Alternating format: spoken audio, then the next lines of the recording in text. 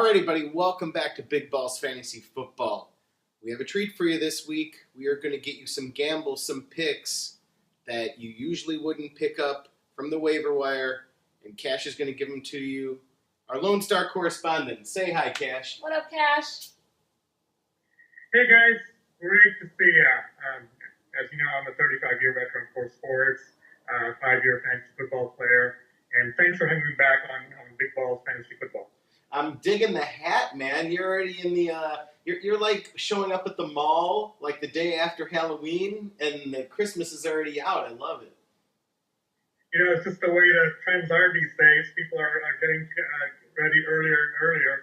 And, you know, I'm the spirit of things. I'm hoping that some of this will rub off on our beloved Bears for the next 5 weeks. Let's get started early. I agree on that one. I actually already started my holiday decorating in my place. So, you know, it's Thanksgiving. It's time to get the Christmas rolling a little bit. Definitely. That's definitely. right. That's right. Yeah. Our team needs all the gifts it can get. I mean, did you sit through that entire debacle this week? Yeah, it was a little bit tough. You know, not entirely surprising. You know, all I can just really say that Mel Tucker should have his resume handy and ready, and he probably should put the Bears on there because, as we know, Chicago more than anywhere else is a big, huge defense-oriented place, and we love our defense. And if you can't have a good defense out there, you probably will have a short tenure. You know, though, I still think it's hard to judge how good he could be as a coordinator because of all the injuries. You know, so it's like, is there somebody out there that with all these injuries would have done way better? You know, I don't know. I think that it's so hard to really truly judge him. I think that is a big X factor. I think you're right. Definitely. Sure. So, what do you have? We gave at the beginning of the show what we're thankful for in our fantasy leagues. What are you thankful for in your fantasy leagues this year, Cash? Well, you know, other than family, friends, and health, speaking of health, sorry, D-Rose, but the things that I'm grateful for are the backups of the number 2 quarterback on the depth charts. This is the year of the quarterback. Yep. And, you know, I think the number stands about 48 different quarterbacks that started a game. And none of them named Team Tebow. 48. That's a lot. Wow. That's quite a bit. The most I can remember at this stage of the NFL season. But really what I want to do is be thankful for a handful of them, not only because they have done a great job, in some cases a terrific job, but I think they have a really good shot of being their go-to guy in 2014. The one that is the obvious choice will probably be heading off most lists is Nick Foles of the Philadelphia Eagles. He's just come in and put up some numbers, not even one pick, and he's been a terrific, you know, all-around player and just supplanting, you know, Michael Vick there. A couple of not so big names out there, but have done a pretty good job in their interim is Case Keenum of the Houston Texans, as well as Terrell Pryor, who I think has shown a lot. And I think it's possible, depending on where these teams draft, that they may end up starting those players in their respective positions in 2014. The one last guy I want to note is who I believe is a dark horse, has done a great job, but also a dark horse to start next year, is Josh McCown of the Bears. Especially depending on how things shake out with Jay Cutler and his negotiations in the offseason. Absolutely. And you know, I've heard some reports that came out this week. Nothing official, of course. Mark Trestman won't say it, but you know that it's possible we're not going to get Cutler back at all this season. Right. You know, so it's iffy.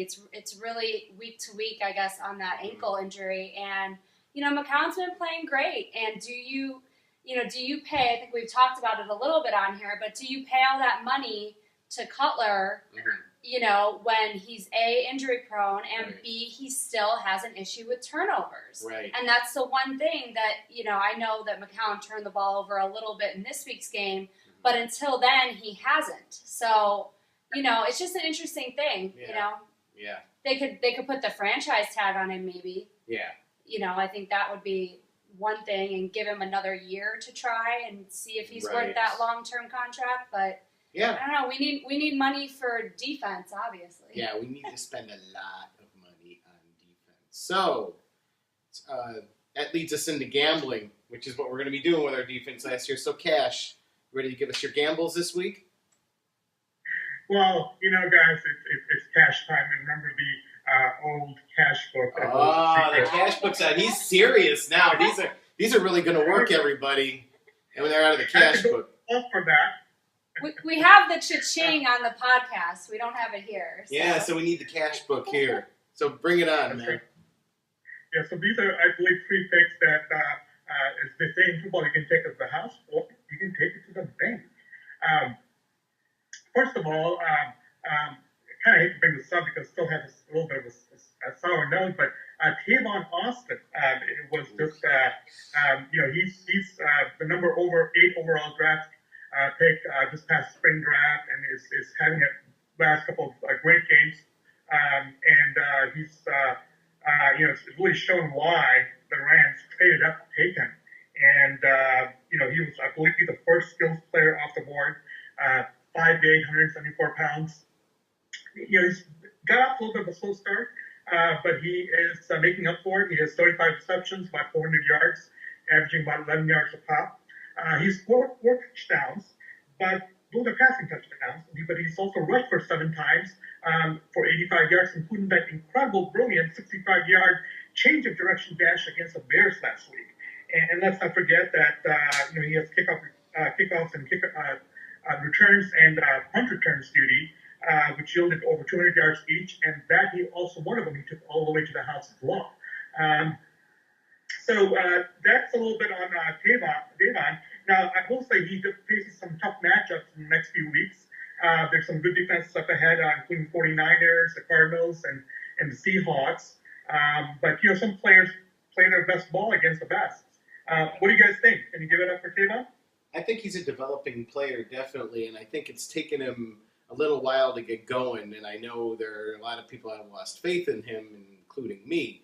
So I'm still slightly skeptical because our Bears defense looks anybody look good. I mean, I could run against him, but I mean, he does have the skills. I agree with you there, Cash. That's for sure, and he's definitely. He's a young player, and they need to emerge, and they need the on-field experience and the game experience, and I think that's what's really helping him.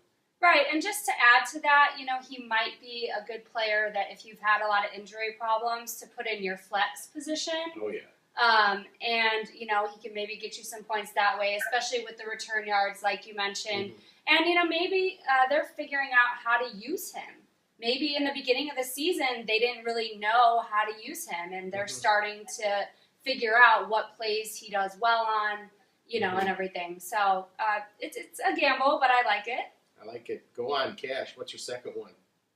Yeah, and that's a really good point. That's and this is really the reason, because if you have 1 or 2 spots in your roster that you need, he'd be a good person to put in, and maybe get lucky 1 or 2 weeks here and there. On the same note, Julian Edelman of the Patriots, 5'10", 198 pounds, 5-year veteran.